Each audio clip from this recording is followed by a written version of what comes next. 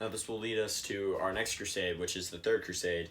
It was from 1189 to 1191. It was also known as the King's Crusade because the kings of Europe took it upon themselves to fight the wars with their men due to unfinished business from the Second Crusade. It was a failure. Their goal was to take Jerusalem. The Third Crusade was very successful because they won two important battles. The first battle is known as the Siege of Acre. Siege of Acre, according to course.lemonlearning.com, was led by King Richard I, the King of England at the time, and he arrived at Acre on June 8th, 1191, and just a little over a month he was able to capture Acre on July 12th, 1191, due to a series of bloody battles and vicious warfare. The victory of the Acre was very key to Jerusalem, one step closer to Jerusalem.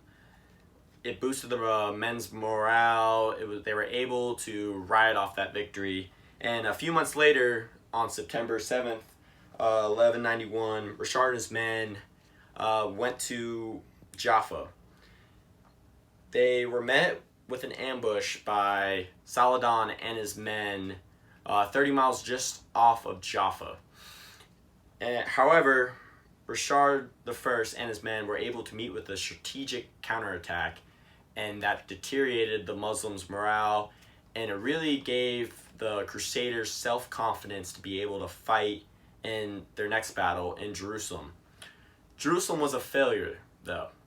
Jerusalem, in short, was stopped because of weather. The weather was very bad at the time. The men were tired, sick, they've been traveling, missed their families, and that really was the stopping point of the Third Crusade because there was a treaty between the Muslims and the Crusaders.